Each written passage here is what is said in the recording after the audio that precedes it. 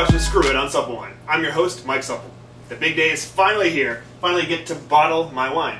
Doesn't mean I get to drink it yet, but it's that much closer to seeing if this was just a big old waste of everybody's time or if it's worth drinking. What I've already done today, not wasting your time, I racked it one more time, left a little more sediment in the bottom of this, put all the wine into the big bucket so it's ready to put it in bottles, trying to leave all that sediment behind.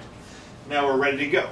While I was racking, I did taste the wine one more time, and it tastes like wine. It's a little disjointed, the acid's a little high, the tannins are a little strong. Part of that is just because it needs time to settle, so I'm hoping that as it's bottled, once it has time to mature, it'll come along and really start to mellow out. That is why wine isn't released right when it's bottled, because it does mellow as it sits. So that should mellow out nicely and should really bring the flavors out and make some nice wine, but we'll only know in a couple months when I try this out again. So, got this all set up and ready to go. The only new piece of equipment here, I've attached this bottle filling system to the end of my siphon tube. It's just a little plastic tube that's got a nozzle in the bottom so it can start and stop the flow. So when you put that in and it touches the bottom of the bottle, it starts the flow. When you pull it up off the bottom, it'll stop. That way I can go from bottle to bottle without creating a giant mess all over the floor and without having to restart the siphon system every time. That's the theory. Now we got to see if it works.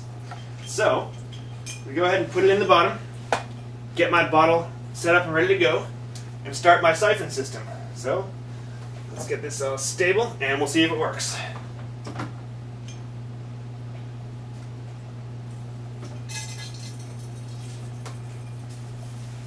Alright, the bottle is filling. It's a good first step. You can see the level of the wine coming up here. We're going to want to get it filled so there's only about an inch of air between the top of the wine and the cork. So we're going to stop the filling when the wine is just up into the neck of the bottle. Got our next bottle ready. Take the filler, load to the next bottle, push it against the bottom, and we're off. Now that the bottles are all filled, it's time to get the corks in them. So we got our double lever Italian corker, is what that's called. Got our synthetic corks. Just take a synthetic cork, load it on in there, put the corker over the bottle, try to get it centered up, and just give it some muscle. Yeah, the cork's not quite the whole way in. It's in enough to stay. It doesn't look all that pretty, but keep trying, see if we can perfect it, but it might just be that this corker's not the best. It might just be I'm not good enough at it. So for me, the fatal flaw was getting those corks in. As you can see, they're not all exactly perfect. In fact, none of them are. You got a little bit sticking out here and there. Some of them were good, some are better than others. If anyone out there has tips on how to do it better, I'm all ears. All that matters is the wine will be sealed in there and no oxygen can get in.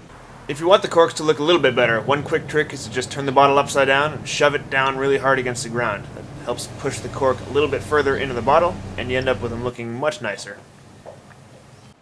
The final step before we can drink them is to let them sit for the next month or two so they can get over their bottle shock and hopefully mellow out and taste delicious, if we're lucky.